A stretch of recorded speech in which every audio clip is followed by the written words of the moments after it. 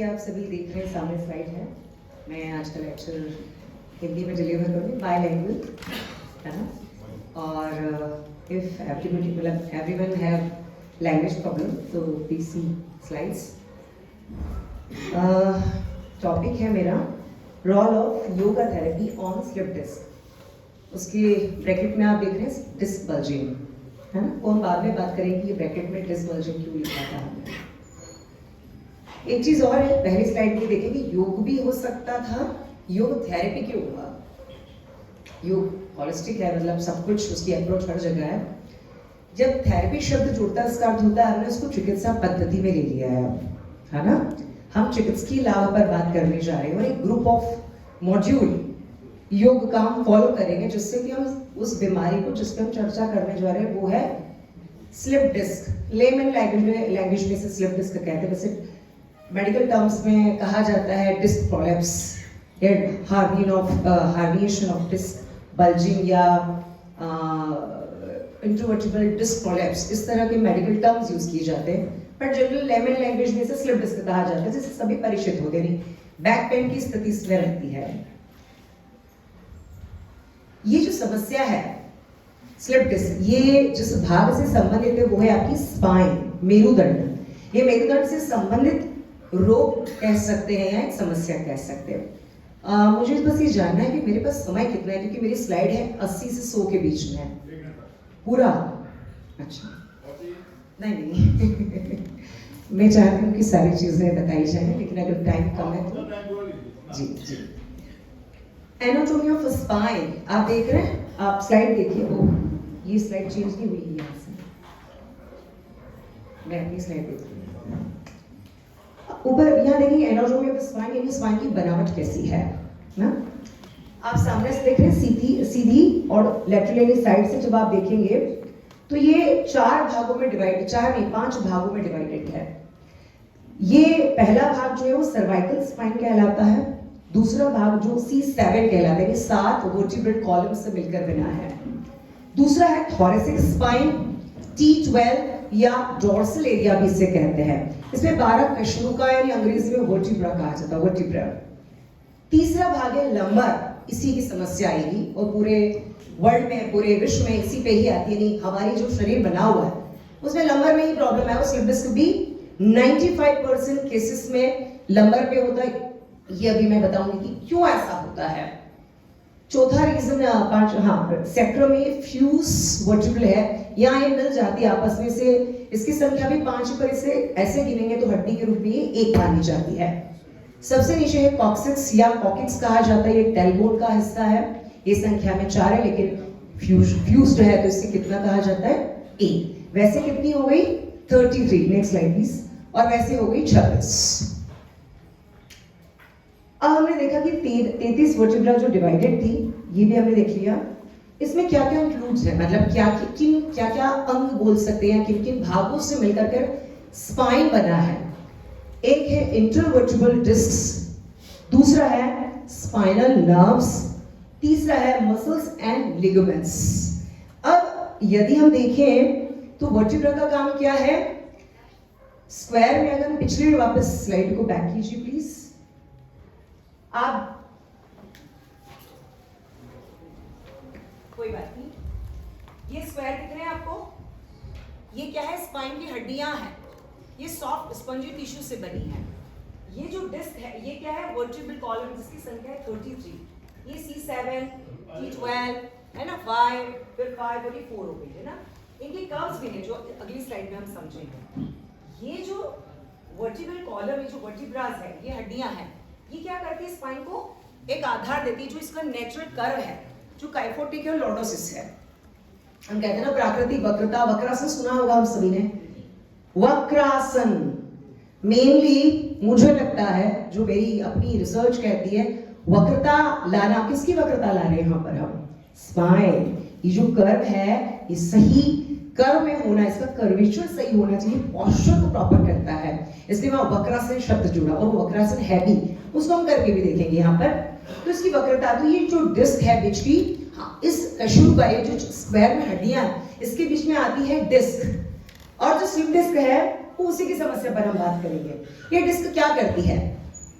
ये जो स्क्वायर्स हैं, ये क्या है? वर्टिब्रा। ये वर्टिब्रा क्या कर रही है? आधार है, flexibility, mobility, strengthen, movement, forward bend, इसमें हेल्प करेगा। लेकिन ये एक साथ जुड़ी हुई है, जोड़ेगा कौन? डिस्क। और डिस्क जो है वो क्या है? एक स्पेसिफिक, उसमें एक स्पेस है। जब वो बढ़ता है तो कहते हैं कि डिस्क में स्पेस बढ़ गया है या फिर कम हुई। ये भी लेमन लैंग्वेज में कहा जाता है। मेडिकल टर्म्स में कुछ और ही भाषा है इसकी। डिस्क बल्जिंग है ना, मतलब डीजनरेशन ऑफ डिस्क, इस तरह की लैंग्वेज यूज की जाती है। तो ये जो बीच की डिस्क है, ये किस टाइप की है? ये जेली जैसी है, सॉफ्ट है ना। और उसके नीचे उसका काम है मेनली कुशनिंग करना, यानी ये जो हड्डियां ये पास में ना आ जाए, अलाइन रहे, इसके लिए डिस्क उसके बीच में है, ताकि जब कोई झटका लगे, कोई जंपिंग हम करें, हम दौड़े, हम चले, हम झुके, तो उस स्थिति में क्या होगा? उसको मेंटेन करता है उस स्पेस को भी, और एक प्रकार से शॉक एब्जॉर्प्शन का काम करती है आपकी डिस्क। उसके बाद हम देखते हैं कि जो आपकी next slide, muscles and ligament, ये जोड़ेगी और स्पाइन को क्या करेगी? अलाइन करने में हेल्प करेगी। आगे वाली स्लाइड पे आ जाए प्लीज जी। अब हम फिजियोलॉजी को सिर्फ पॉइंट को देखते हैं, बाकी लिखा हुआ है वहां पे। अगर हम फंक्शन ऑफ स्पाइन देखें तो क्या कर रहा है स्पाइन? पहला, सपोर्ट। अभी आप बिना टेके से बैठे हैं, किसके सपोर्ट से बैठे हैं? नहीं, स्पाइन तो खुद दूसरों के सपोर्ट पे है, पर स्पाइन मेनली शरीर को सपोर्ट दे रही है, समझ रहे? तो पहली चीज हो गई, क्या हो रहा है कि provide structural stability and maintain posture. जिस पोस्चर में आप है उसको मेंटेन कौन कर रहा है? मैं खड़ी किस आधार पर हूं? स्पाइन के आधार पर, ठीक है। तो ये सपोर्ट कर रहा है। दूसरा है मूवमेंट, जो भी हम मूवमेंट करते हैं, आगे पीछे, साइडवर्ड्स, जो भी मूवमेंट होता है, स्पेशली हमारे इस ऊपरी भाग का, वो स्पाइन पर होता है। शॉक एब्जॉर्प्शन, अगला है वेट डिस्ट्रीब्यूशन, तीसरा है नर्व कम्युनिकेशन। नर्व कम्युनिकेशन का अर्थ है brain to body, body to brain, messaging का काम होता है। कम्युनिकेशन इसे कहते हैं। ये कम्युनिकेशन कैसे? तो ये ब्रेन सीधे काम नहीं करता, इसने क्या करा? अपना महामंत्री का चयन किया। इसने कहा छोटे छोटे रिफ्लेक्स एक्शन जब भी आएंगे ना, ठंडा गर्म का आभास, तो उन्होंने कहा स्पाइन तुम्ही को संभालना है, तो इसे कहते हैं रिफ्लेक्स एक्शन, है ना। ब्रेन तक नहीं पहुंचे वो, स्पाइन अपने स्तर पे वहां पे संभाल लेती, इसे कहते हैं प्रत्यावर्ती क्रियाएं। ये भी इसका काम है, कम्युनिकेट ये ब्रेन के साथ करता है। नीचे से जो भी सेंसेशंस जाएंगे वो ब्रेन स्पाइनल कॉर्ड के माध्यम से कहां जाएंगे? ब्रेन की ओर जाएंगे, और ब्रेन की ओर से जो भी मैसेज आना है वो किधर आएंगे? नीचे की बॉडी, उसके अकॉर्डिंग हम काम करते हैं। उसके बाद नेक्स्ट स्लाइड प्लीज। फंक्शन ये भी निकाल दीजिए, बहुत ज्यादा है। ये कर्व्स का कर्व्स ऑफ द स्पाइन, मैंने आपसे कहा था कि दो प्रकार के कर्व है। देखिए, ध्यान से देखना, ये लॉटोसिस कर्व है, इसमें स्पाइन किधर है? हम दो एंगल से भी देख सकते हैं। एक एंगल ये देखिए एरो बना हुआ है, ये हम आगे की ओर स्पाइन है। सबसे ज्यादा सर्वाइकल प्रॉब्लम आएगी या फिर किधर प्रॉब्लम आएगी? इस कर्व में, यानी यहाँ पे प्रॉब्लम आएगी। कारण देखिएगा, यहाँ आधार क्या हो गया? शोल्डर है हमारे पास। तो ये जो T12 है, यहाँ पे ज्यादा दिक्कत नहीं आएगा, क्योंकि इसके पास बेस है पूरा नीचे शरीर का। मसल्स भी स्ट्रॉन्ग है, बेस भी स्ट्रॉन्ग है, थोरेसिक रीजन भी है, रिब्स भी है। लेकिन यहाँ क्या हो गया? C7 के पास इतनी सारी सुविधाएं नहीं, लेमन लैंग्वेज की बात कर रहे हैं। तो ये कर्व है जिसको मेंटेन करना है, भले प्रकृति ने हमें दिया है। अब ये बाहर से अंदर के लिए देखिए इस तरह का है। ये कौन सा कर्व है? वो लिखा है काइफोसिस। उसके नीचे फिर आए तो कौन सा आ गया? लंबर रीजन में L1 से लेकर L5 तक लॉटोसिस कर्व। तो उसके नीचे फिर से जब हम सेक्रम के रीजन पे जाएंगे तो ये रहा आपका काइफोसिस कर्व। ये कर्व हमको क्या करना है? इस वक्रता को ही मेंटेन, अगर ये बिगड़ जाता है, कारण क्या हो रहा है? बहुत से लोग कैसे बैठे, देखिए भी अपना पोस्चर, थोड़ी देर बैठेंगे तो कुछ भी नहीं है, लेकिन रोज बैठेंगे तो क्या होगा? आप उस कर्व को, जैसे कि ये कर्व देखो कैसा कर दिया, तो भगवान ने जैसे हमें दिया था वो कर्व हम क्या कर रहे हैं? उठने बैठने में झटके से उठ गए, झटके से झुक गए, झटके से ट्विस्ट किया। इसलिए योग में जब आप आसन करते हैं तो उसे क्या कहा? स्थिर सुखम आसन। कैसे कीजिए? रिदमिक वे में कीजिए, धीरे धीरे कीजिए, अपनी सजगता के साथ कीजिए, ताकि उस एक एक मोमेंट को आप फील कर पाए। तो उसमें झटका जो है ना, वो हमारे योग में अनुमति ही नहीं है आसन लगाने का उस नियम में। तो इसलिए यहाँ पर इस वक्रता पर जबरदस्त काम होता है आसनों का। Next slide please. इसमें भी हम नहीं रुकेंगे ज्यादा देर। हाँ, अब देखेंगे, आपने अगली स्लाइड में देखा होगा एनाटॉमी ऑफ इंटरवर्टिब्रल डिस्क। बहुत छोटे में हम इसको समझते हैं। जैसे कि मैंने कहा कि हमारी जो समस्या है वो स्पाइन के अंतर्गत स्लिप डिस्क पर मैं बात करने जा रही हूं। समस्या कहां आ रही है? उस पूरी स्पाइन में सबसे ज्यादा डिस्क की तरफ से आएगी। क्यों? क्योंकि वो सॉफ्ट है, वो शॉक एब्जॉर्प्शन का काम करता है। कैसा? एग्जाम्पल हम यहीं पे देते हैं। ये रही डिस्क, देखिए ये डिस्क है। अब क्या हो रहा है? ऊपर का प्रेशर लंबर पे क्यों ज्यादा आ रहा है?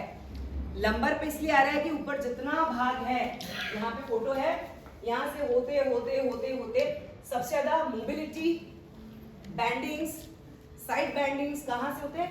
लोअर बैक से होते हैं, यानी लंबर का हिस्सा उसको झेलता है बहुत कुछ। तो ये जो डिस्क है, ये रही जो ब्लू कलर की है, ये बीच में चेरी जैसी है। तो जैसे आएगा तो ये क्या कर रहा है? दिख रहा है? ये इस तरह का काम कर, शॉक एब्जॉर्प्शन, यानी कभी भी आया तो ये ऐसे। और बल्जिंग की स्थिति कैसे आएगी? जब बल्ज आउट होगा तो वो ऐसे निकल जाएगा। देखा? ये बल्जिंग हो जाएगा। इसकी एनाटॉमी को यदि हम देखें, डिस्क का काम जैसे मैंने बताया हड्डियों को जोड़ना है। इसके दो भाग हैं, कुछ नहीं का काम कर रहा है। जहां से समस्या आएगी, पहला भाग है इसका एन्युलस फाइब्रोसिस और दूसरा है उसका न्यूक्लियस पल्पोसिस। एन्युलस फाइब्रोसिस जो है वो मोटी लिगामेंट जैसे रिंग्स आकार की संरचना है। वो क्या है? लेयर्स हैं, उसका एक ही काम है। वो लिगामेंट मतलब कोलेजन फाइबर से वो बनी है, उसका एक काम है। जो अंदर का न्यूक्लियस है, जो जेली टाइप सक्शन भरा हुआ है, उसको हम कहते हैं न्यूक्लियस। ये रहा न्यूक्लियस, ये और ये है उसकी रिंग्स, जो कि एन्युलस फाइब्रोसिस है, थोड़ी सी हार्ड और कार्टिलेज फाइबर से बनी है। ये क्या होती है? जब बल्जिंग की स्थिति आएगी उसको हम बाद में समझते हैं। ये जो सक्शन है, इसको क्या करना है? ये ऐसे कैसी रहेगी और इसको बाहर नहीं आने देना इसका काम है। अगर ये बाहर आ गई तो फिर हम उसे क्या कहेंगे? स्लिप। जो स्लिप हुआ है वो क्या है? ब्लड डिस्क की तरफ वो जो जेली है, जो सक्शन है, वो बाहर आ गया है। तो हमारा योग का काम या हमारा काम, यानी इस बाहर की लेयर जो एन्युलस है, उसका काम है कि अंदर के जेल को क्या करना? अंदर जैसा है वैसा ही रहने देना। तो ये रिंग्स आकार में, उसकी रिंग्स को कहते हैं लेमेला, क्योंकि ये लेमेला एक साइड से वीक होगी और तब हमारा बल्जिंग, और बल्जिंग का भी एक साइड ज्यादा वीक है, वो एक ही साइड से ज्यादा होगा। आगे बढ़ जाते हैं।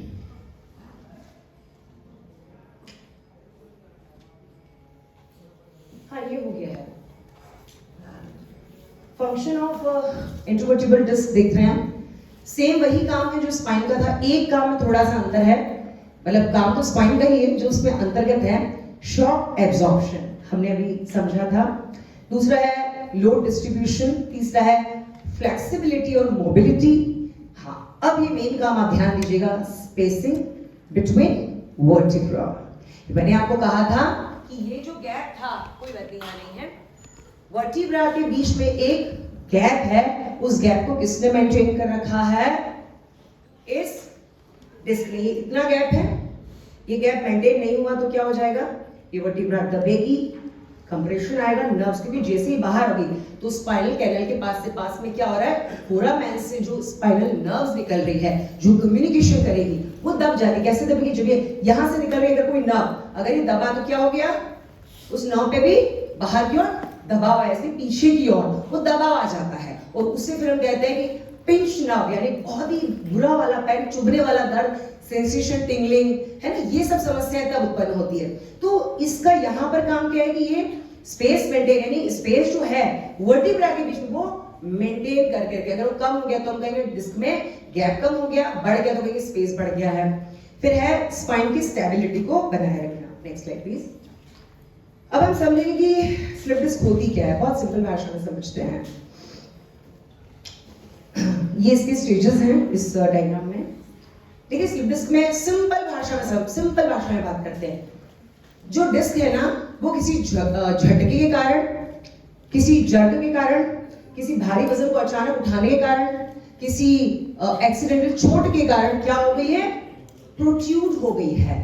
न्यूक्लियस क्या हो गया है, बाहर की ओर आ गया। न्यूक्लियस यानी वो जेल जो डिस्क के अंदर है ना, वो है एन्यूलस के अंदर जो था, वो क्या हो रहा है, बल्ज आउट हो गया है थोड़ा सा। अगर वो थोड़ा हुआ तो उसकी स्टेजेस पे हम समझते हैं।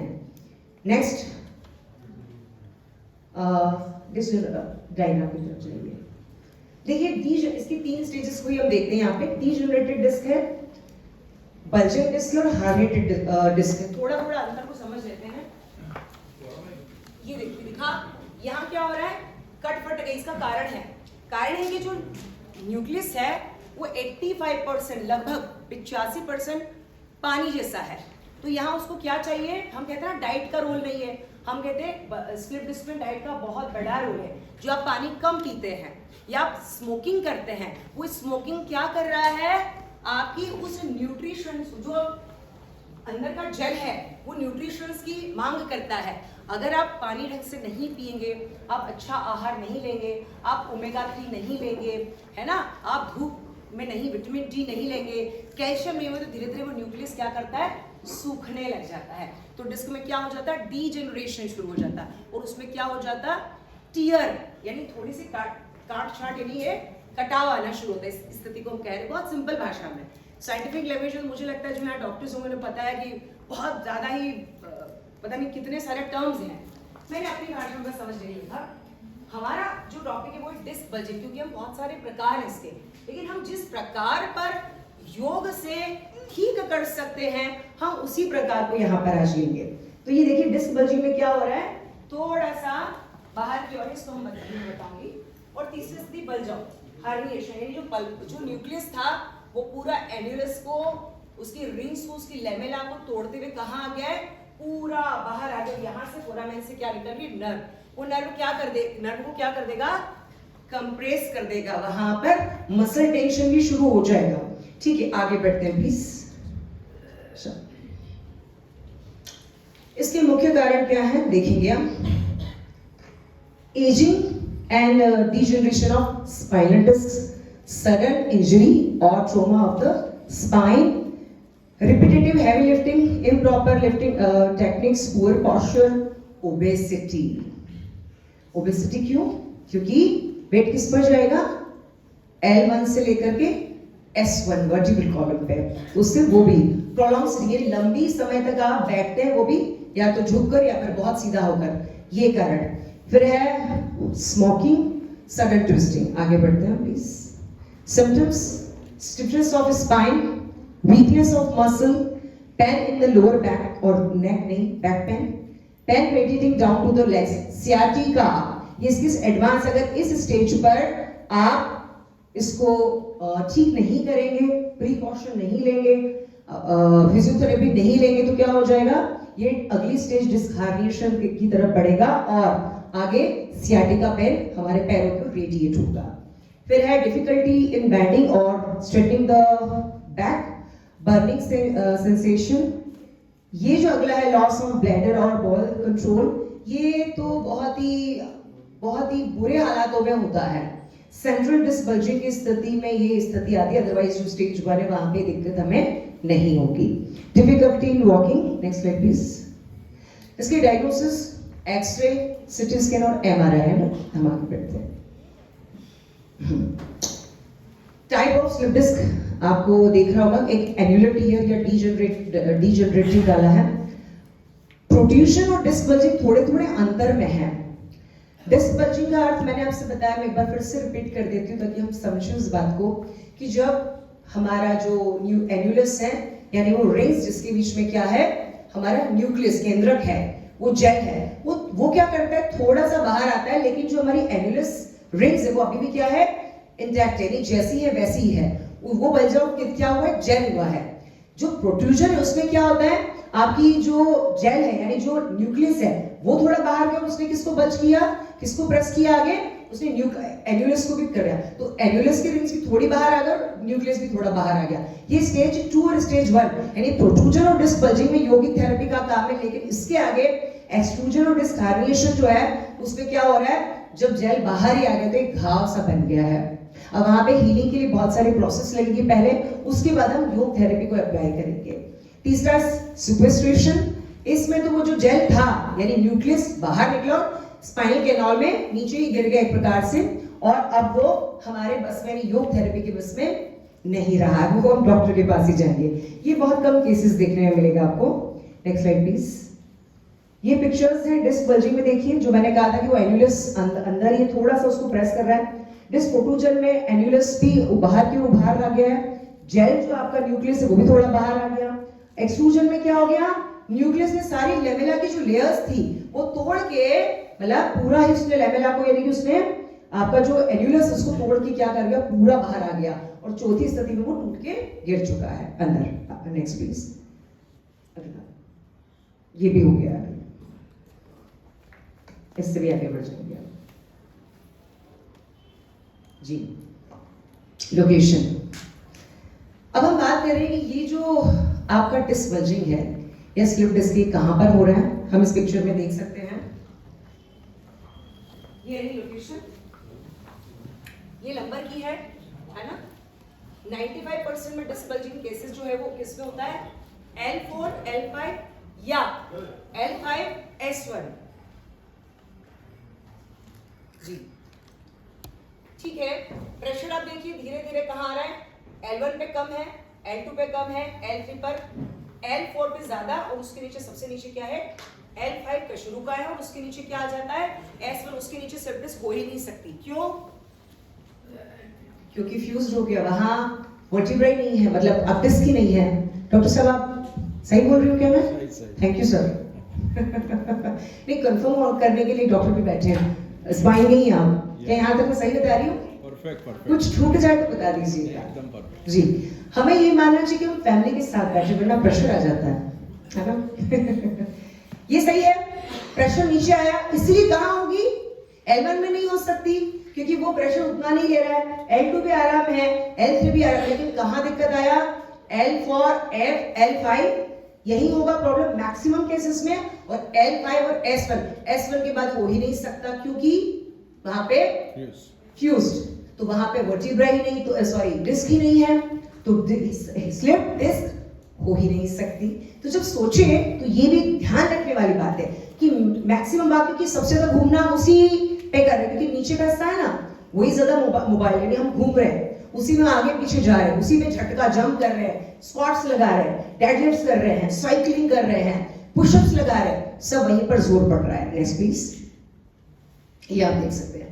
अब डिस्क बल्जिंग में क्या हुआ कि थोड़ा सा आगे बढ़ गए तो पीछे नाव दिख रही है, आप देखिए पेज नाव, इसने क्या किया है, ये पीछे गई, यहाँ ये आराम से जा रही थी, देखिए ये आराम से घूम रही है ना, ट्रांसफर हो गई। अब यहाँ क्या, जैसे ही बल्ज हुआ ये हिस्सा बाहर निकला, बल्ज यानी उभार, बाहर क्यों रहा है, तो इसने क्या कर दिया, ये जो नर्व आराम से अपना काम कर रही थी, स्पाइनल नर्व, सियाटिक नर्व, तो क्या हो गया, ये बाहर गई और इसने इसको क्या कर दिया, प्रेस कर दिया, इसे कहते हैं कंप्रेस्ड कर दिया। तो अब वो क्या हो गया, रेडिश हो गया, यानी उसमें तकलीफ। अब आपको पहले तो बेरेबल दर्द था कि जब वजन नहीं आया, जब बल्जिंग की स्थिति या स्लिप डिस्क शुरू होता है ना, तो थोड़ा आप आराम करते होंगे, जिनको भी कमर दर्द रहा होगा वो थोड़ा आराम करके कहते हाँ आप मुझे अच्छा लग रहा है, क्यों, क्योंकि स्टेज शुरुआती स्टेज थी, आप थोड़ा आराम, क्योंकि आराम क्यों चाहिए, उस स्थिति में नर्व कंप्रेशन उतना नहीं होता, तो आप थोड़ा आराम करते हैं। लेकिन जैसे जैसे ये क्रॉनिक होता जाता है वैसे वैसे क्या हो रहा है, स्टेज बढ़ रही है, कंटिन्यू चल रहा है। अब ये धीरे धीरे किधर जाएगा, एक्सट्रूजन की तरफ जा रहा है, यानी ये हार्निएशन की तरफ जा रहा है, ये बाहर निकलने की तैयारी कर रहा है। अगर इसका मैनेजमेंट इस स्टेज पर नहीं किया गया तो अब हम मैनेजमेंट की तरफ भी बढ़ेंगे। हाँ, हम लोकेशन को देखते हैं। सेंट्रल जोन, मेरी सेंट्रल आवाज आ रही है, आ रही आवाज आ रही है सभी। ये कौन सा जोन है, सेंट्रल।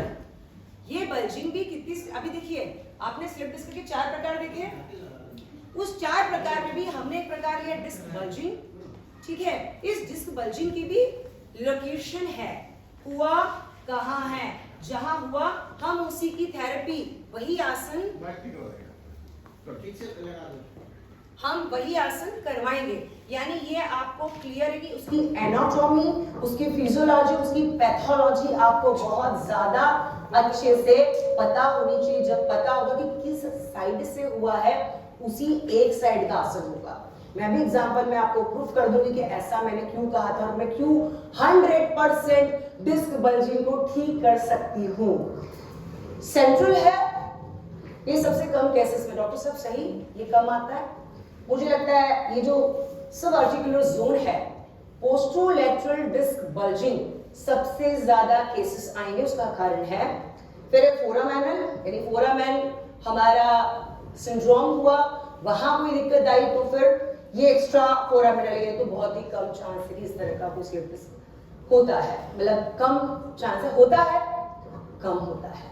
अब पोस्टरोलैटरल मतलब पोस्टेरोलैटरल क्यों हो रहा है, ये देखिए, इस इमेज को ध्यान से देखिए, क्योंकि अभी हम थेरेपी अप्लाई करने वाले हैं, इधर से हम बहुत ऊपर बढ़ जाएंगे। ठीक है, नेक्स्ट प्लीज। लोकेशन इसको भी कर दीजिए, मैं बता चुकी हूँ। नेक्स्ट, ये भी हो चुका है, ये भी यहाँ, वेट, पीछे पीछे पीछे। पोस्टरोलैटरल क्यों हो रहा है, वैसे थोड़ा सा कठिन हो रहा है ये मेडिकल साइंस वाले स्टूडेंट्स के लिए था हमारा साइड। लेमेला आपने, मैंने कहा था ना कि जो लेयर्स है, जो रिंग्स हैं, उस रिंग्स के अंदर इंटैक्ट है हमारा क्या, मतलब ये जब तक इंटैक्ट है तब तक न्यूक्लियस अंदर है। ये लेमेला ना पोस्टीरियर साइड, यानी जो उसका साइड्स है ना, वो उतना प्रॉपर उसकी रिंग्स बनी नहीं होती है, पहला कारण। दूसरा, लॉन्गिट्यूडिनल जो लिगामेंट्स होते हैं, वो उस जगह के साइड्स के, है ना, वीक होते हैं। एम आई राइट सब? और तीसरी चीज, यहाँ के टिश्यू भी वीक होते हैं। इन तीन कारणों के कारण डिस्क जब बल्ज होगी, बल्ज आउट होगी, तो किधर होगी, जो हिस्सा कमजोर होगा वही तो कटेगा या फटेगा। तो पोस्टरोलैटरल ये है कि वहां की लेमेला जो लेयर्स है, वो उतनी प्रॉपर बनी नहीं होती, जो छल्ले हैं वो उतना कवर करके नहीं रखते। तो इसको क्या होता है कि जब अवसर मिलता है इस बलून को नीचे जाने का, तो किधर से निकलता है, ये साइड से ऐसे निकलता है, ये ऐसे निकलेगा, यही बल्जिंग है, ये ऐसे, बस ये बल्ज आउट हो गई है।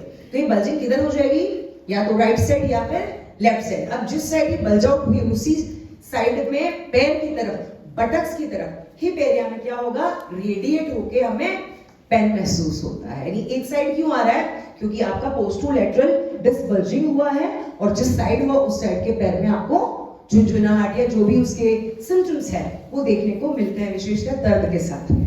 Next slide please.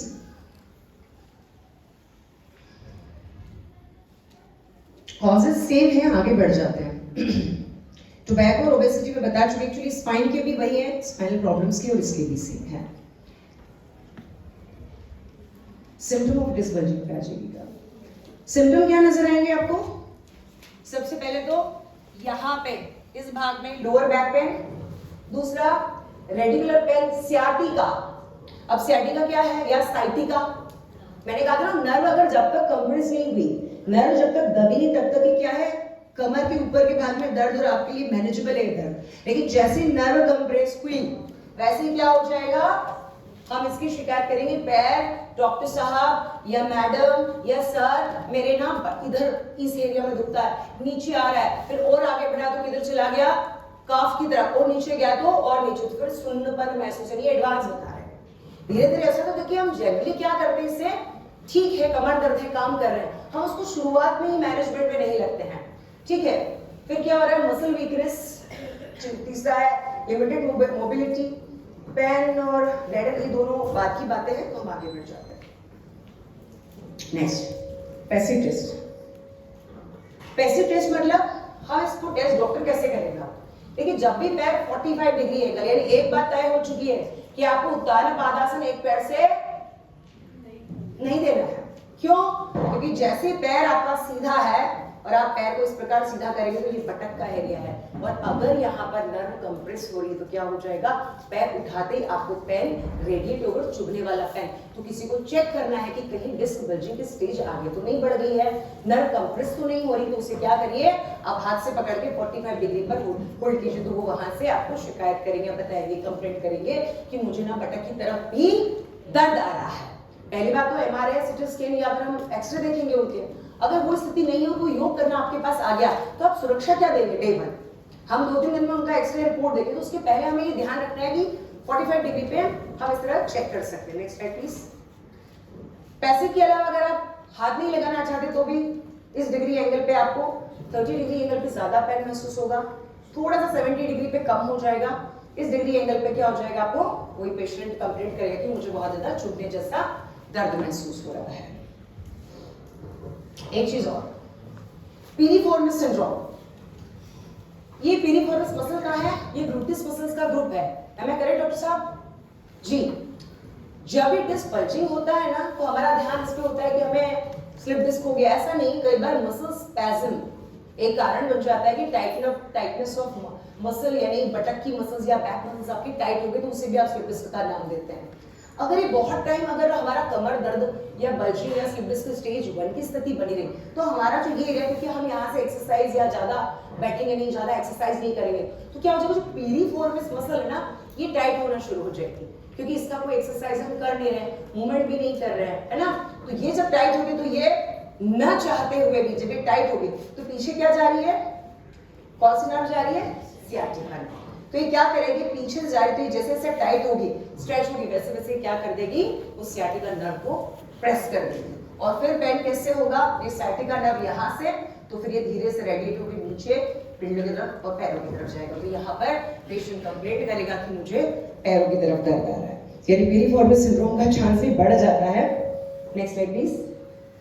जब आप कोई रिपोर्ट देखते हैं, हम हालांकि इसमें नहीं है, हम डिस्क बल्जिंग की तरफ है, तो बस सिंपल है कि बाकी सब देखिए व्हाइटिश है और जो बल्ज वाला एरिया वो कैसा दिखेगा आपको? थोड़ा सा काला। आगे बढ़ जाते हैं, इसका डायग्नोसिस है। अब है हमारी योग therapy for slip disc in the stage of disc bulge.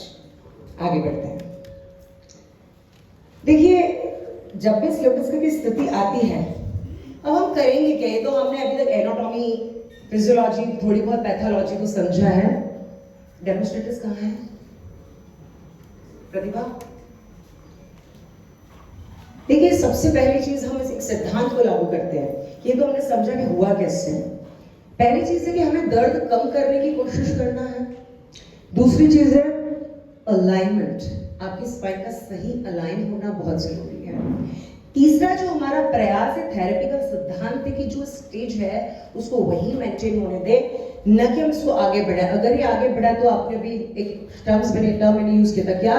पीरिफॉर्मिस syndrome, कोडा एक्विना सबसे लास्ट, लेकिन वो भी बहुत आगे जाके हो जाएगा, या सियाटिका, या फोरामिनल स्टेनोसिस, या लंबर स्टेनोसिस। एक और चीज, पेसेट सिंड्रोम, ऑस्टियोआर्थराइटिस, ये जो बड़े बड़े शब्द है ये उसमें कन्वर्ट होगा।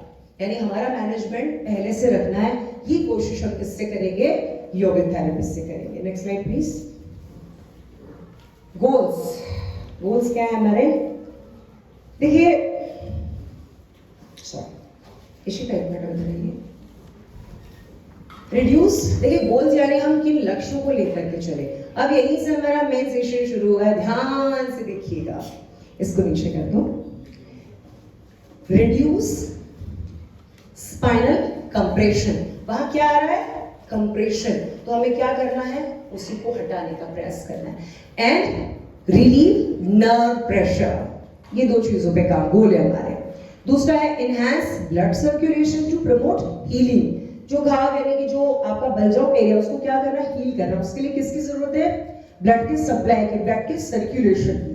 तीसरी चीज है कोर और बैक मसल्स जो आपकी हैं उनको आप यदि स्ट्रेंथन करेंगे तो काफी वेट किस पे शिफ्ट हो जाता है? मसल्स काफी सारा वेट उठाती है, तो वो हमारी जो वीक हो गई है मसल्स कोर और बैक, तो बैक और कोर मसल्स को हमें योग थेरेपी के द्वारा क्या करना है? स्ट्रेंथनिंग देना है।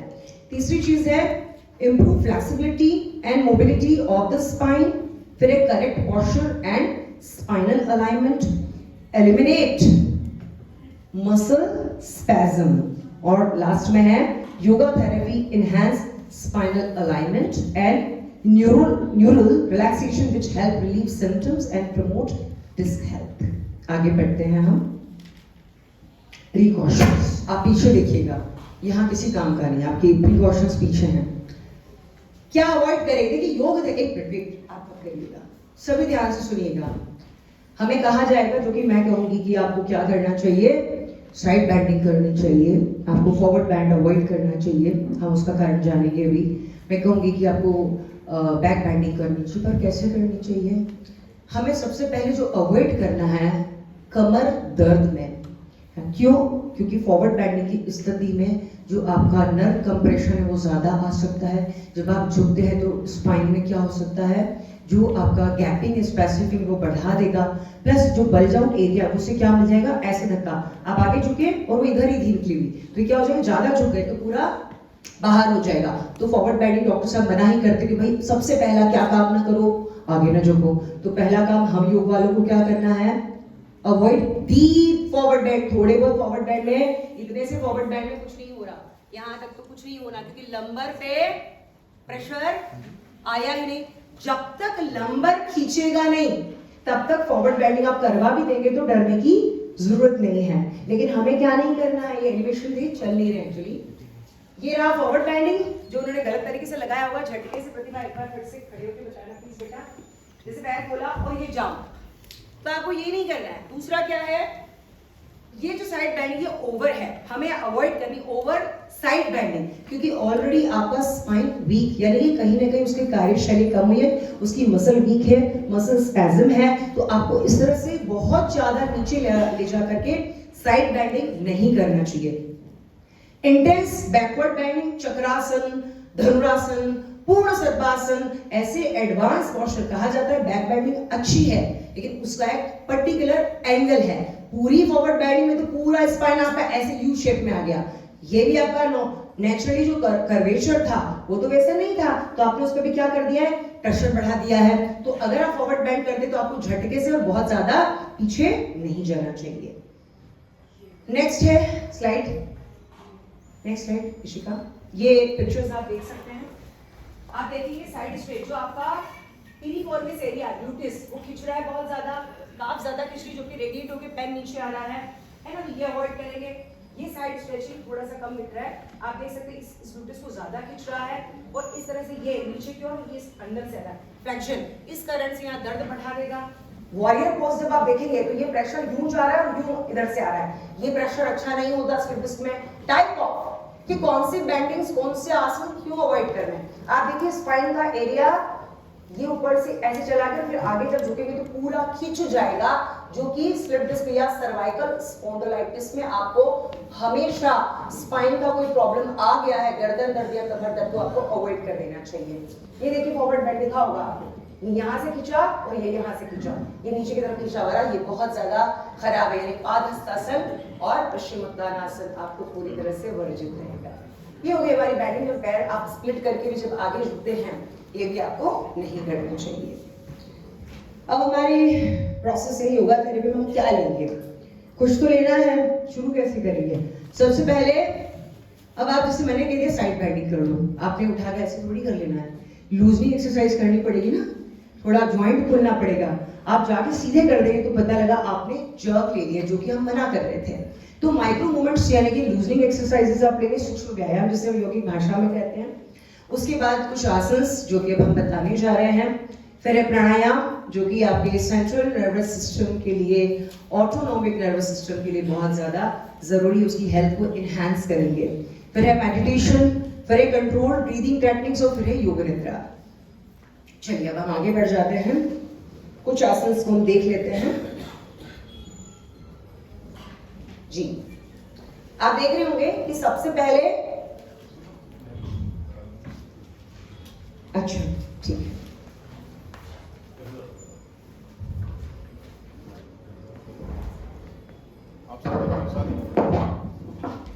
मुझे लगता है मैं ठीक है, अब आ रही है आवाज। पहला सिद्धांत हम इस थेरेपी में क्या अपनाने जा रहे हैं, ये लेट करके सुप्त ताड़ासन करने जा रहे हैं सभी। इसे कहते हैं सेल्फ ट्रैक्शन। डॉक्टर साहब सही है, पहले ट्रैक्शन यानी खिंचाव देना है, कहीं ना कहीं स्पेसिंग की प्रॉब्लम भी आई है बल्जिंग के टाइम पर, तो हम सेल्फ ट्रैक्शन यानी कुछ ऐसे आसन करेंगे जो पैरों को नीचे खींचे और हाथों को ऊपर, यानी एक खिंचाव देने वाली ऐसी स्थिति जिसमें ज्यादा तनाव ना आ जाए और ज्यादा खिंचाव ना हो, एक बैलेंस खिंचाव जो कि स्पाइन को सपोर्ट करे, उसको फ्लेक्सिबिलिटी दे और ट्रैक्शन दे। तो पहला हम आसन देखेंगे। उसके बाद दूसरा है कि हमें मसल का स्पैज्म को दूर करना चाहिए, मसल टाइटनिंग जो होती है उससे दूर करना चाहिए। तीसरा है हमें तीसरी वो आसन की सीरीज या आसन लेना चाहिए जो डीकंप्रेस करें। चौथी चीज है वो आसन की सीरीज या वो प्रैक्टिसेस करनी चाहिए जिससे स्पाइन की क्या बन जाए, फ्लेक्सिबिलिटी बढ़ाए। चौथी चीज है उसमें भी स्पेशली बैकवर्ड बेंडिंग और ट्विस्टिंग आसन ही रहेंगे, है ना, और हल्के से साइड बेंडिंग्स रहेंगे, जिससे क्या होगा कि जो न्यूट्रिएंट्स है डिस्क के अंदर उसका वो फ्लो अच्छा करेगा और उससे क्या होगा, रीजनरेशन का काम स्पाइन का शुरू होगा। फिर एक कुछ स्ट्रेचिंग आसन जिससे नर्व का जो प्रेशर है आपका वो कम करना पड़ेगा, नर्व की जो प्रेशर है उसे हम कम करेंगे। फिर ये जो इन्फ्लेमेशन हो गया है उस इन्फ्लेमेशन को कम करने वाली प्रैक्टिसेस को कराएंगे हम लोग, और उसके बाद स्पाइन की स्ट्रेंथनिंग या फ्लेक्सिबिलिटी का हम काम करेंगे। चलिए अब हम पहले आसन को देखेंगे। आप जो वहां देख रहे हैं वही आप हम डेमो में देखेंगे। इसको हम हटा सकते हैं जी। आप देख रहे हैं सुप्त ताड़ासन। सुप्त यानी लेटा हुआ, ताड़ासन यानी हमें क्या लेना है, क्या हो रहा है यहाँ पे, समझ में आ रहा है किसी को? ट्रैक्शन। क्या कहा था मैंने? Self traction. तो हम सोचेंगे योग में कहा मशीन्स के बिना है हमारे पास, ऐसे बहुत सारे ट्रैक्शन आसन हैं। तो हमें क्या लेना है यहाँ पे सबसे पहले, क्योंकि आप कोई भी हैवी वर्कआउट यानी आसन को नहीं करवा सकते हैं। आप कहा जाता है वक्रासन करें, लेकिन वक्रासन एक उच्च स्तरीय अभ्यास है, स्पाइन हमारी तैयार नहीं उस हैवी ट्विस्टिंग के लिए। तो हमें क्या करना है, छोटे छोटे आसन ऐसे करवाना है जिसमें सबसे पहले जो योगिक थेरेपी आनी चाहिए, आसन आनी चाहिए, वो होती है आपकी स्ट्रेचिंग। तो हम स्ट्रेच करेंगे। अब ये स्ट्रेच ऐसा है कि इसका नुकसान क्या क्या है, जीरो। आप कहेंगे इसमें किसी बीमारी में आएगा नुकसान, मैं कहूंगी बताइए किधर से आएगा। क्या हार्ट पे प्रेशर है? आपको जवाब देना है? एब्डोमेन पे प्रेशर है? हार्ट पे तो है नहीं, एब्डोमेन पे। ब्रेन की ओर ब्लड फ्लो बहुत बढ़ रहा है? नहीं। क्या स्पाइन बहुत खिंच रही है? नहीं। हाँ, फायदा है किसमें? पूरे शरीर में। पूरे शरीर की जो मोटी मसल्स हैं लगभग वो सारी मांसपेशियां क्या हो रही है, इन्वॉल्व हो रही। तो यार दो बड़े काम जो सिद्धांत मैंने बताए थे, एक स्पाइन का ट्रैक्शन, दूसरा डीकंप्रेस करना और तीसरा स्ट्रेचिंग करना जिससे आपके शरीर का स्पैज्म, मसल स्पैज्म खत्म करना है। ये चारों गोल इसी पहले आसन से शुरू होते हैं। अगर इसके पहले आप माइक्रो मूवमेंट्स यानी कोई लूजनिंग आसन नहीं भी करते हैं, मान लीजिए, है ना, आसन ज्वाइंट खोलने वाले, अगर नहीं भी करते हैं तो भी हम इस आसन से अपनी थेरेपी की क्या कर सकते हैं, शुरुआत कर सकते हैं। तो नुकसान हुआ जीरो और बेनिफिट हमारे प्रैक्टिस में डिस्क बल्जिंग में ये बहुत जबरदस्त। स्लिप डिस्क में किसी भी टाइप की स्लिप डिस्क में इस प्रैक्टिस को किया जा सकता है। क्लियर हुआ? मैं एक्सप्लेन करती हूँ। पैर की अंगुलियां नीचे, ये देखिए पूरा क्वाड्स इन्वॉल्व है। घुटने नीचे क्या है, प्रेस है। तो घुटने नीचे प्रेस है तो सिनोवियल फ्लूइड भी अच्छा रहेगा। दूसरा क्या हो रहा है, एब्डोमेन मसल्स भी स्ट्रेच हो रही है। हाथ आगे से खींचा, देखिए बाइसेप ट्राइसेप से खींचा तो यहाँ सर्वाइकल को भी फायदा हो गया बीच में। और नीचे से क्या हो गया, स्पाइन का पूरा भाग हाथों के कारण ऊपर से और पैरों को नीचे करने के कारण दोनों साइड से क्या हो गया है, खींचा गया है। तो हमारा पहला आसन क्या हुआ, सुप्त ताड़ासन। नेक्स्ट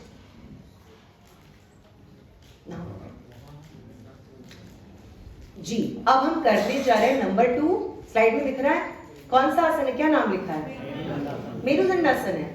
अब हम ये क्यों कर रहे हैं, क्योंकि मुझे थेरेपी में आपको बताना पड़ेगा कि मैं यही क्यों करवा रही हूँ। देखिए मैंने आपसे कहा था कि सबसे अच्छी होती है, सुरक्षित गतिविधि होती है, क्रिया होती है योग में ट्विस्टिंग, लेकिन बिना झटके और एक सपोर्ट के साथ। तो अभी हम कहाँ लेटे हैं, इस आसन में हमारे जो डेमोन्स्ट्रेटर है प्रतिभा जी और सुनील जी जमीन पर। यहाँ पर भी नुकसान आने का चांस हो गया है जीरो। तो यहाँ दूसरा मोस्ट इंपॉर्टेंट आसन पूरे स्लिप डिस्क में, कोई भी प्रकार की स्लिप डिस्क को, सिक्वेस्ट्रेशन को मैंने छोड़ दिया है। आप हर स्लिप डिस्क में इसको करवा सकते हैं, लेकिन एक समस्या और है। मैंने आपको कहा था कि पोस्टोलैटरल डिस्क बल्जिंग, यानी ये एक साइड से डिस्क क्या हुई है, बल्ज आउट हुई है। अब आप ध्यान से सुनिएगा, एक साइड से हुई इसका मतलब है, अपन इमेज मान लेते हैं राइट साइड से क्या हो गई है, डिस्क ऐसे यहां से निकल गई। समझ रहे आप, ऐसे किधर निकला है, राइट। तो हमें क्या करना है, हमें उस उसको क्या करना है, अंदर करना है, तो हमें ट्विस्टिंग क्या करनी पड़ेगी, राइट साइड तो हमें करवानी है बेंडिंग, लेकिन हम लेफ्ट साइड से उस आसन को नहीं करवाएंगे, क्योंकि वो आराम तो देगा पर वो ठीक क्यों नहीं कर रहा है, क्योंकि आपने वापस उसको धक्का किधर लगेगा डॉक्टर साहब, अपोजिट डायरेक्शन में। तो हम क्या करेंगे, डिस्क बल्जिंग की स्थिति में हमेशा ट्विस्टिंग आसन और साइड बेंडिंग आसन को किस साइड से कराएंगे, जिस साइड से बल्जिंग हुई, जिस साइड से आपका नर्व कंप्रेस हो रहा है, जिस साइड आपको ज्यादा पेन आ रहा है, समझ रहे हैं, उस स्थिति में हम क्या करेंगे इस प्रकार से। इसमें गलती भी हो सकती थी, अगर मैडम प्रतिभा अपने पैर को ऐसे ढीला रख दे, मान लीजिए मसल टाइटनिंग है, इसलिए कहा ना पहली चीज हमें स्पाज्म को दूर करना है, ये स्पाज्म को भी दूर कर रहा है, जब हम इस प्रकार से करेंगे इस आसन को, तो इस आसन की स्थिति में उस साइड से हम सुनील जी पर देखते हैं, आप देखेंगे पूरा ट्विस्ट हो रहा है। अगर ये पैर पूरा ट्विस्ट ना हो, सुनील जी आपने तो बहुत सारे कपड़े पहन लिए, हमें तो हटवाने थे आपके वस्त्र, ये आप दिख रहा है स्पाइन, देखा ये क्या हो रहा है, पूरा जो स्पाइन का हिस्सा लंबर रीजन ये पूरा स्ट्रेच, तो यहाँ पे ग्लूटिस क्या हो गई है, गुड अच्छे संदर्भ में स्ट्रेच हो गई है, ब्लड फ्लो भी अच्छा होगा, स्पैज्म भी दूर होगा, नर्व कंप्रेशन भी दूर हो जाएगा, और साथ में क्या हो जाएगा, स्पाइन की प्राकृतिक वक्रता ही बनेगी, और जो बल्जिंग मान लीजिए इधर है यहाँ है, तो क्या हो रहा है, जैसे ही ट्विस्ट करेगा तो ये हिस्सा ट्विस्ट होने के कारण क्या हो जाएगा, अंदर हो जाएगा। तो हम अगर एक साइड से सेम ये हुआ, अगर दूसरी साइड फिर कर दिया तो क्या हो गया, हिसाब बराबर, तो बराबर हुआ तो दर्द तो मेंटेन होता है, थोड़ी देर अच्छा लगता है, थेरेपी के 2-3 घंटे मैडम यस सर, लेकिन 3-4 घंटे बाद क्या आ जाता है वापस से दर्द, क्योंकि ना लाभ हुआ ना हानि। तो हमें क्या करना है, एक साइड से करना है इससे। जब भी हम इस तरह का ट्विस्टिंग करते हैं कुछ दिनों तक, जब ये स्थिति नॉर्मल होने लग जाती है, तो आप क्या करेंगे उसके बाद, आप दोनों साइड से मेरुदंडासन की जो तीसरी अवस्था है इसे आप मेंटेन करवाएंगे, कितनी सेकंड से, 10 सेकंड से लेकर 30 सेकंड तक। अगर आप रिपीटेशन लेते हैं तो 3 से 7 बार या 8 बार ले सकते हैं, इससे ज्यादा रिपीटेशन कभी भी थेरेपी में अनुमति नहीं होती। तो 2 से 3 रिपीटेशन अगर दो साइड से कराते तो शुरुआत में सिर्फ आप होल्डिंग पर ध्यान देंगे, जब इसको मोबिलिटी बढ़ानी है तो थोड़ा सा गतिशीलता के लिए आप 4 से 5 बार इसको रिपीट करेंगे। नेक्स्ट आसन ये है बेटा, एक मिनट, मेरुदंडासन एक बचा है हमारा, 4th पोजीशन, दोनों लगाएंगे एक साथ, हम समझते हैं इसको। ये कौन सी स्थिति, अगर मान लीजिए ये 3rd हम अवॉइड कर सकते हैं, अगर वो कहे कि मैडम या सर मत ले जाइए, मुझे बहुत बटक में इस पे क्या हो रहा है, दर्द बढ़ गया है, तो आप तुरंत उस पोजीशन को क्या कर देंगे, छोड़ेंगे। वो स्थिति बहुत ज्यादा वो अक्यूट पेन में क्या होती है, निषेधित यानी मना होती है कि हम उसका निषेध यानी हम उसको नहीं करवाते। उस स्थिति में आपको क्या करना है, 4th पोजीशन जो मेरुदंडासन के, दोनों पैर आप क्या करेंगे, जिस साइड डिस्क बल्ज हुआ उस साइड में आप पूरे पैरों को ले जाएंगे। ये चौथी अवस्था, हर प्रकार के कमर दर्द में, किसी भी प्रकार का कमर दर्द है आप, उसमें 4 अवस्थाएं होती है, चौथी मानी जाती, चौथी है। इस चौथी अवस्था को कई नाम भी है। इस आसन को जब आप करेंगे तो ये बहुत ज्यादा पिछले अभ्यास से भी ज्यादा फायदा करेगा, पर इसमें एक फायदा थोड़ा सा कम हो जाता है कि जो हमारा पीरिफॉर्मिस से ग्लूटिस भाग है वो खिंचता कम है, लेकिन जब बहुत ज्यादा ही पेन हो रहा है उस स्थिति में आपको कभी भी ओवर स्ट्रेचिंग मना की थी, वही ओवर स्ट्रेचिंग वहां पर आती है, इसलिए उस स्थिति को आप अवॉइड करके सीधे आप कौन सा आसन करवाएंगे, ये वाला मेरुदंडासन कराएंगे। Next please. अब है एक पैर से अपान आसन, पवन मुक्तासन। ध्यान देना है कि जब भी बैक पेन होता है तो आपका गर्दन नहीं उठाना चाहिए, आपको क्या करना है, घुटने का भाग ज्यादा से ज्यादा किधर ले जाना है, चेस्ट की ओर। अब आप देखेंगे नीचे की ओर, ये जो नर्व कंप्रेशन हो रहा है तो आपका गुड स्ट्रेच नीचे से आया, मसल टेंशन कम हुआ, मसल का जो कंप्रेशन है वो कम हुआ, और नीचे से बैक आपका क्या हो गया, स्ट्रेच हो गया है नीचे से ऊपर की ओर। यानी कैसे खिंचा हुआ है, ऐसे आया और ऐसे गया, तो ये जो स्ट्रेच आपका होता है। और इसमें एक चीज है, अगर आपको साइटिका पेन हो रहा है तो आपका जो पैर की अंगुली, वैसे तो सामान्यतः कहा जाता है पैर की अंगुली नीचे रखिए, लेकिन उस स्थिति में आपके पैर की अंगुलियां आपको ऊपर रखनी चाहिए, जबकि काफ मसल्स पे भी क्या आ जाए, आपको खिंचाव आ जाए। तो इस प्रकार से ये लेकिन हम दोनों पैरों से कर सकते हैं, 1 बाय 1। ठीक है, अब हमारा अगला आसन है पवन मुक्ति। बेटा ऐसे नहीं आते, पूरा पैर साधक का यानी जो पेशेंट होगा उनका सही करवाइए, थोड़ा सा रिलैक्सेशन दीजिए, उसके बाद आप अगला प्रैक्टिस कराएंगे। ये नहीं कि बैक टू बैक करवा रहे हैं, है ना। इस तरह से रिलैक्सेशन दिया जाता है, ये हल्का सा, है ना। और फिर अगला प्रैक्टिस करेंगे हम पवन मुक्त। पवन मुक्तासन में भी आप पैर को उठाएंगे नहीं बेटा, लगाएंगे। आपको लगवाना कैसे, ऐसा जो सामान्य पवन मुक्तासन में क्या होता है, उठा के लाते हैं। इसमें तरीका क्या होगा, पैरों को जमीन पर रगड़ते हुए हम धीरे धीरे लाएंगे और फिर धीरे से पैर को ऐसे उठाने को कहेंगे। और अगर आपको पैसिव एक्सरसाइज करने बहुत ज्यादा एक्यूट पैर है तो उस स्थिति में जो थेरेपिस्ट यानी योगा टीचर होता है उसका तरीका कुछ ऐसा होगा। हमें बैठना है पीछे इस प्रकार, हमारे घुटने भी कुछ ऐसे होंगे, हमें यहां से घुटने पकड़ के ऐसे प्रेस करना है। ये स्थिति पूरा नीचे से खिंचाव डालेंगे, क्योंकि जिस पैन की स्थिति में व्यक्ति होता है ना वो उतना प्रेशर लेगा ही नहीं, क्योंकि जैसे वो घुटना चेस्ट की ओर जरा वैसे क्या हो रहा, खिंचाव बढ़ गया, तो वही एक रेंज में जाके क्या करता है, पेशेंट रोक देता है। तो हमें क्या करना है, उसकी रेंज बढ़, लेकिन हल्का सा, ऐसे नहीं करना है, हमें उनका चेहरा देखना है और धीरे धीरे ग्रेजुअली ऐसे। आप कंफर्टेबल है मैम, ठीक है, इतना ठीक है पेशेंट, ये करके हमें करवाना है। और साइटिका यदि पैन आपको उनको रेडिएट होकर काफ्स में अगर टिंगलिंग महसूस होता है, नमनेस फील होती है, तो आपकी जो पैर की उंगली वो कैसे करवा देनी है, अंदर की ओर करवा देनी है। ये हो गया हमारा अगला सबसे सुरक्षित आसन जो मना है ही नहीं। अगला कंधरासन या फिर सेतु बंधासन।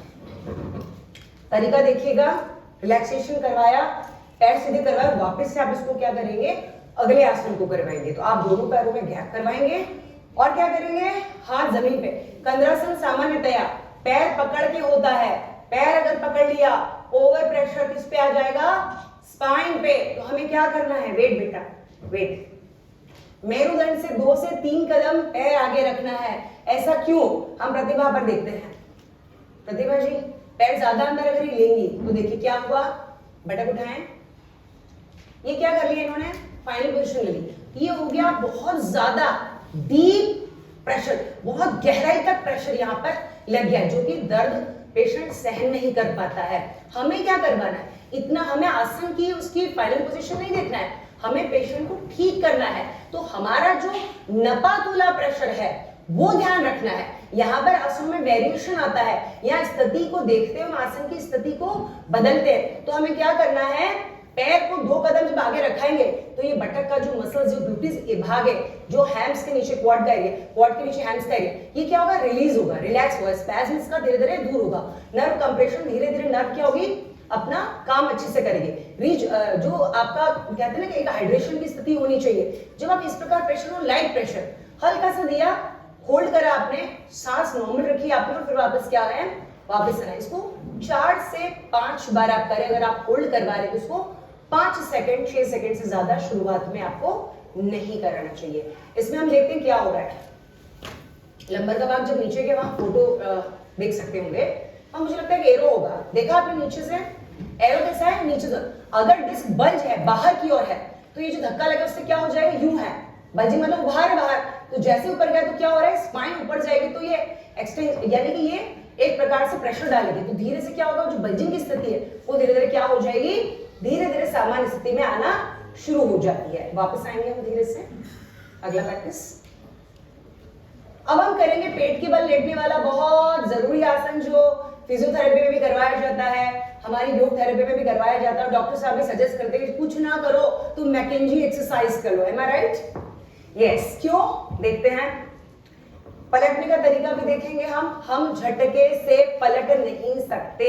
ये हमारे जो आने जाने के तरीके ये बहुत ज्यादा मायने रखते हैं किसी बीमारी या किसी भी दर्द की स्थिति में। इन जनरली तो हम हाथ पीछे ले जाके डिसिप्लिन वे में आते हैं, लेकिन यहाँ पर थोड़ा सा बदलाव आता है। एक तरीका है सरल मकरासन, जो कि आपने लगा रखा है सुनील जी ने।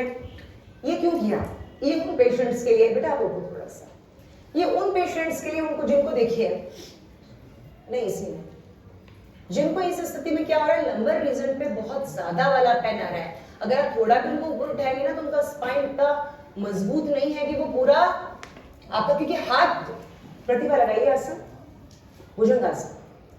अब जब ये हाथ है ना, तो हाथ ने क्या करा, वजन उठाया, हाथ वजन उठाया तो लंबर पे क्या आ रहा है, प्रेशर बढ़ रहा है। तो क्या होता है, पेशेंट कहता है मैम इसमें भी बहुत दर्द आ रहा है। तो ये ध्यान रखना है कि अगर ये स्थिति है तो हमारे पास एक और आसन है, हमें क्या करना है, पीछे से बैक बेंडिंग देने। जब बैक बेंडिंग दी तो क्या हो रहा है, स्पेसिंग, जैसे यूं गया ना तो तो राइट साइड से यहाँ भी स्पेस बढ़ेगा बिटवीन वर्टिब्रा और नीचे से भी स्पेस बढ़ेगा, तो वहां पे स्पेस की कमी, बल्जिंग की स्थिति में ये भी दिक्कत है कि स्पेस कम हो जाता है, सही है। तो बल्ज क्या हो रहा है, बाहर है, तो जैसे ही आप भुजंग आसन लगाओगे वैसे क्या हो जाएगा, वो अंदर की तरफ आपका बल्जिंग होना शुरू होगा।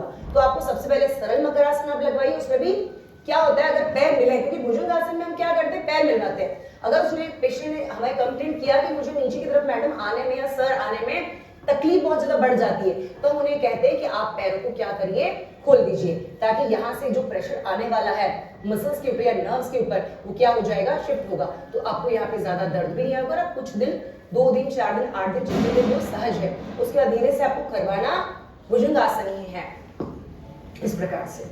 अब देखिए भुजंग आसन की स्थिति में क्या होगा, ये लंबर का भाग, यहाँ सीधे सीधे प्रेशर आ रहा है, सीधी बात। और ये प्रेशर जैसे आएगा वैसे जो बल्ज आउट एरिया है ना, वह एरिया धीरे धीरे क्या हो जाएगा, अंदर जाना शुरू होगा, यानी हमारे डिस्क की हेल्थ सुधरना शुरू हो जाएगी।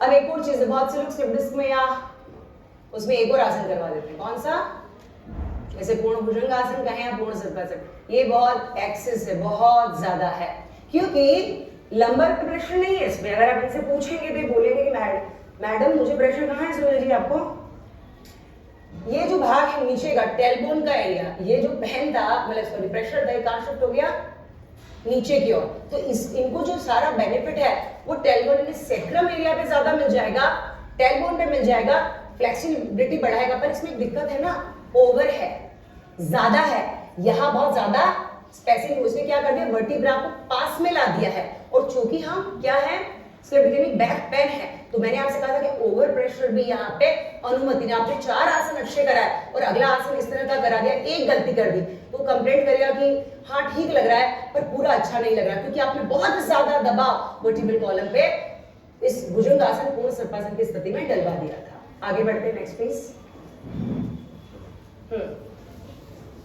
शलभासन, हम थोड़ा सा स्पीड में चल रहे हैं क्या, है ना। दोनों पैर से लगवाना अच्छी बात है, पर साइडिंग का बैक है तो थोड़ा संभल के, उसमें पैसिव एक्सरसाइज देनी है, ना कि एक्टिव, यानी अकेले नहीं करेंगे। आपको क्या करना है, पैर को ऐसे पकड़ लेना हल्का सा, 10 to 20 डिग्री पर्याप्त है। आप देख सकते हैं कि ये प्रेशर यहाँ से ऊपर की ओर जा रहा है और फिर वो स्पाइन की तरफ जा रहा है, स्पेसिफिक धीरे धीरे कम करेगा और बल्जिंग की स्थिति को धीरे धीरे, मतलब सॉरी बल्ज आउट है अगर कोई, तो धीरे से वो अंदर की ओर जाना शुरू होता है, ठीक है। और फिर हम इसे करेंगे दोनों पैरों से, लेकिन ध्यान ये देना है कि जर्क के साथ या घुटना मोड़ के यदि आप करेंगे तो ये फायदा देगा 0, क्योंकि घुटने मुड़ते ही, घुटने मोड़ी प्रतिभा जी, थाई आपकी उठी नहीं, क्वाड पे कुछ भी नहीं हुआ, ग्लूटिस मसल्स पे कुछ नहीं हुआ, बैक मसल्स पे कुछ नहीं हुआ, आगे एब्डोमेन मसल्स पे कुछ नहीं, और हमें उसकी स्ट्रेंथनिंग बनानी थी, बढ़ानी थी। वो बढ़ेगी तब जब शलभासन आप प्रॉपर लगाएंगे, सही लगाएंगे, तो यानी आसन करना पर्याप्त नहीं है, उसका सही करना, सही एंगल में करना, सही टाइमिंग में करना जरूरी है। Next please. अब उठ के बैठेंगे, थोड़ा सा गति बढ़ाएंगे, आप सामने की ओर से कर लीजिए प्रतिभा। बहुत सिंपल प्रैक्टिस है, कुछ नहीं होता हमसे तो हम क्या कर लेंगे, दंडासन, बहुत सारे नाम है अलग अलग पुस्तकों में, बिल्कुल सीधे, ये एक ही काम ज्यादा अच्छा करता है, पॉस्चर, पुअर पॉस्चर, यानी आप बहुत लंबा ऐसे झुक नहीं करना अगर आपको सीधे, क्योंकि जो कारण है ना उसी पे कार्य करना पड़ेगा। अगर आप झुकते हैं बहुत ज्यादा तो आपका डिस्क बल्जिंग का कारण या फिर स्लिप डिस्क का कारण बनता है। ये क्या कर रहा है, आप इस पॉस्चर को करेक्ट कर रहा है, इसका सबसे बड़ा काम ही यही है। आप दोनों हाथों पे हल्का सा वजन डालिए और स्पाइन को स्ट्रेट कर लीजिए। अगला पेस, ये बहुत अच्छा आसन है, दोनों हाथों का फिंगर लॉक बना करके हम कर, सॉरी विकोणासन, ओके। राइट हैंड से लेफ्ट घुटना नीचे से पकड़ना जरूरी है, ध्यान दीजिएगा।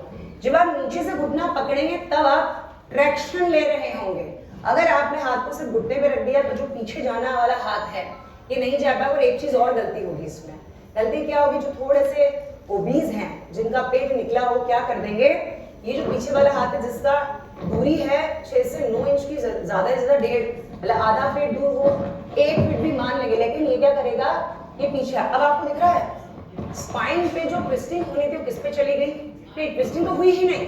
बाय द वे क्या हो गया, जो प्रेशर था ये किस पे चला गया, पूरा हाथ पर चला गया, तो बेनिफिट किस पे आना था हमें? स्पाइन पे। तो स्पाइन तो यहाँ पे ट्विस्ट हो ही नहीं रही, दूसरे डेमोस्ट्रेटर को यदि आप देखें तो उनकी स्पाइन कितनी ट्विस्ट हो रही है, आप देखिए पूरी ट्विस्ट हो रही है। यानी एक चीज ध्यान रखने की, आसन गलत नहीं होना चाहिए। आपको क्या करना है, आपका हाथ जितना संभव हो पीछे ले जाए, लेकिन ज्यादा नहीं, एक लिमिट है। और क्या करना है, उसे एक ही साइड से करना है कुछ दिनों तक। जब धीरे से उनका दर्द कम हो जाए, उसकी फ्रिक्वेंसी कम हो जाए, तो आप फिर दोनों साइड से इसको 10-10 सेकेंड 2 बार में से करवाएंगे। अगला प्रैक्टिस ये हो गया बेटा। वक्रासन में आओ सीधे, फोन हम करेंगे वक्रासन और सरल वक्रासन, हम साथ साथ देखते चलते हैं, ठीक है। वक्रासन हम बाद में करेंगे। सबसे पहले जब आप 1 से लेकर 15 दिन तक किसी पेशेंट को, किसी साधक को देख रहे हैं जो बैक पेन का पेशेंट है, वो किसी भी स्थिति, कोई भी आपके स्लिप डिस्क की स्थिति, क्योंकि मैंने कहा ना वक्रासन बहुत जरूरी आसन है, लेकिन इसका तरीका होगा सरल वक्रासन के रूप में, कि हमें यहाँ पर ट्विस्टिंग हमारे लिए ज्यादा मायने रखती है, क्योंकि डिस्क बल्जिंग। सरल लगाइए, कौन लगा रहा है सरल बेटा? दोनों हाथ पीछे बेटा, दोनों हाथ पीछे, साइड से लगाओ प्रतिभा, इस साइड से, फेस उधर होना चाहिए, ठीक है। चलिएगा, आपकी स्थिति अगर आप खुद कर रहे हैं तो आपका घुटना कहाँ होना चाहिए? ये जो पैर की एड़ी है, ध्यान दीजिए, ये बहुत अंदर नहीं रखना है, घुटने के पास सामान्य स्थिति में रखा जाता है। नियम होता है कि आपका जो एड़ी है घुटने के पास हो, तब आप पीछे जाइए। यहाँ पे आपको एक काम और करना है, थोड़ा सा पैर घुटने के आगे रखवाना है, ताकि यहाँ जो प्रेशर है वो ज्यादा पेट पे न बने। अपितु व्यक्ति अगर यहाँ प्रेशर है तो पीछे घूमता नहीं है व्यक्ति, तो हमें क्या करना है, पैर थोड़ा आगे करवा देना है, और स्पाइन को ट्विस्ट कराने के लिए दोनों हाथों पर, दोनों हाथों से पीछे की ओर क्या करना है, प्रेशर लेना है, इस प्रकार से। अब क्या हो गया, पीछे आप देखेंगे सुनील को ये रही वो वक्रता, काइफोटिक और लॉर्डोटिक कर्व मेंटेन करना, वो मेंटेन हो रहे हैं। ये देखिए ऐसे देखा आपको, ये पूरा स्पाइन आपका पोस्चर करेक्ट हो रहा है इसमें, तो आपका स्लिप डिस्क। लेकिन फिर मैंने कहा कि बल्जिंग की स्थिति तो आप किस साइड से कराएंगे, एक ही साइड से कुछ दिन कराएंगे, उसके बाद आप क्या करेंगे, दोनों साइड से इससे कराएंगे। आगे बढ़ेंगे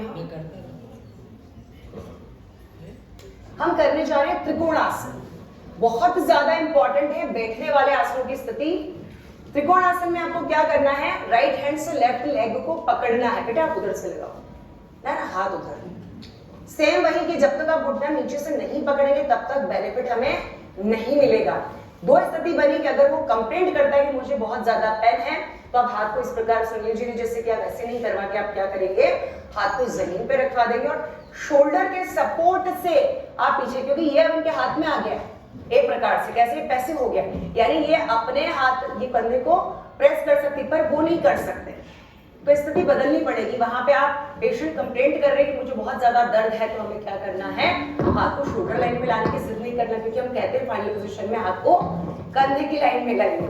हमें क्या करना है, जैसे वो कहे वैसे आपको हाथ जमीन पे रखा, तो उसे ये कहना है कि आप कंधे को थोड़ा पीछे की ओर ट्विस्ट कीजिए, जिससे स्पाइन का जो पोस्चर है, वो पूरे पोस्चर है वो सही हो, कर्वेचर उसकी सही हो, बल्जिंग उसके अंदर हो, स्पाइन में स्पेसिंग आए और फ्लेक्सिबिलिटी, मोबिलिटी बढ़े उसकी। Next please. इसी के साथ अभी ट्विस्टिंग हो गया, लेकिन अभी तक क्या नहीं आया है, बैकवर्ड बेंडिंग। हालांकि बैठने में नहीं आया, क्योंकि लेटने में तो हमने भुजंगासन किया ही था। हम करेंगे उष्ट्रासन, लेकिन उष्ट्रासन कौन सा करना है आपको,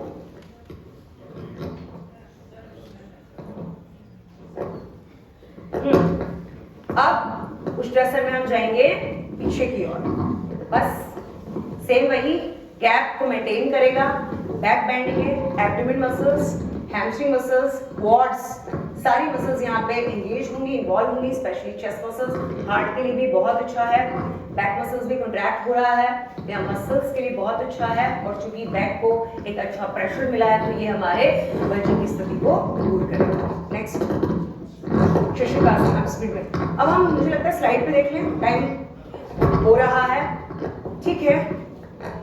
फॉरवर्ड बेंडिंग, इसमें एक ही काम सबसे अच्छा होगा कि ये स्ट्रेचिंग आसन है, जब आपको स्ट्रेस फील होता है तो आपको आगे हल्का सा झुकाना चाहिए, लेकिन घुटने को जमीन पे रखवा देना है। Next please.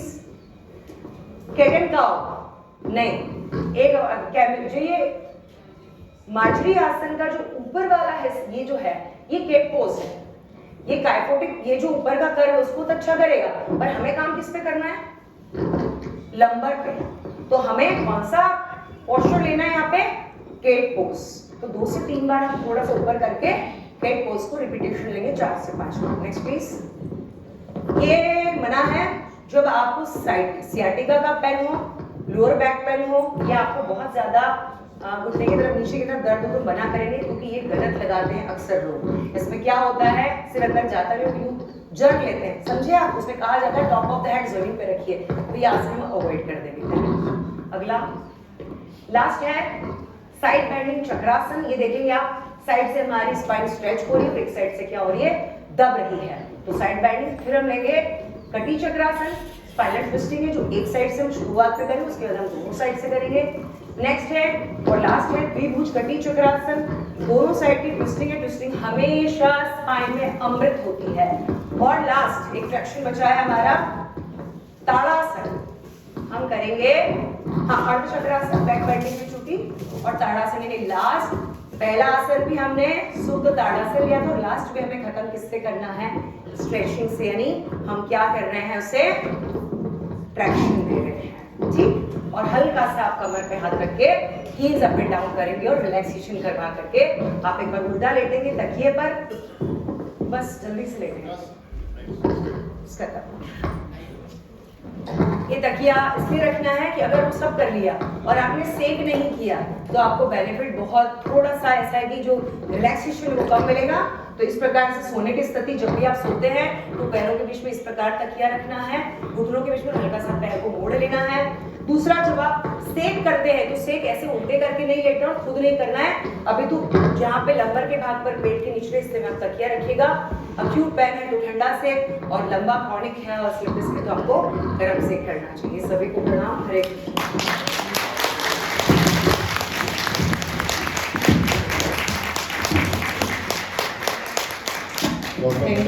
Thank you sir. धन्यवाद आचार्य निशा जोशी जी।